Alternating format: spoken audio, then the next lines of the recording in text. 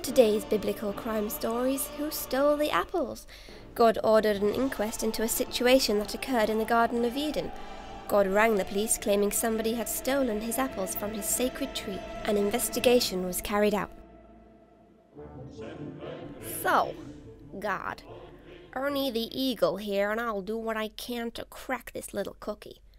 First up is Adam. So, we have a few witnesses that tell us you were stood in front of the tree when it happened, looking rather suspicious. Can you explain this? Right, it's not what it looks like at all. In all honesty, I was taking a whiz. Now, obviously, I didn't just want to whip it out in front of our Eve, so I went behind a tree, and seeing as that's the only tree on earth, then what do you expect a man to do? Well, thank you, Adam, that was all very nice. Well, I guess move on to the next suspect, Eve. She may be the most beautiful woman in the world. Well, she's the only woman in the world, but not let her beauty fool you. So, Eve, you were seen hiding behind the tree. Could you explain, young lady? I swear to you on my life, I didn't steal no apples. I'd never steal anything. God told us not to touch 'em, and I'm not going against God, All I was doing was changing my leaves, I swear.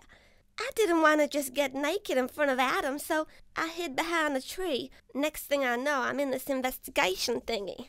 Okay, Eve, we believe you. But someone we don't believe is Hubert the Unicorn.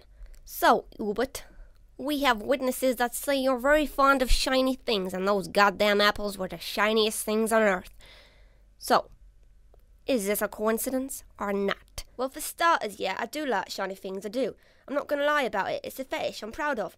But what I'm not proud of is the fact that you have accused me of eating these apples. Don't you know nothing? Us unicorns are allergic to all foods. We can't eat at all. We ain't got organs. We're magic. I'd be dead if I'd have done it, so unless you can see dead people, I suggest you look elsewhere. Well, then I guess that leaves us with Slithers the Snake. We have witnesses that claim you were in fact in the tree when it happened. So isn't looking good, is it, Mr. Slithers? You are so silly. Yes, I was indeed in the tree, well done. But I wasn't taking no apples, though I do find them very fascinating. It's embarrassing to admit, but I guess it's the only way to prove my innocence. I was watching Eve undress. She was changing those leaves, and I just had to climb the tree so to see her sexy bamboozers. I'm sorry. Well, I have no idea then. Wait a second. There is one person left. The one who started all this. The one we haven't even interviewed yet. Will you quit it with the music? The man no one has even suspected. God. Me? How dare you? You shall not accuse me of such a thing. How insulting. You thought you would get away with it. You thought these suspects wouldn't have an alibi, didn't you? Didn't you? It's true. Last night I was looking down at what I had made of the earth when I saw the sacred tree, and it got me thinking how ugly it was. I mean, what's so attractive about an apple tree?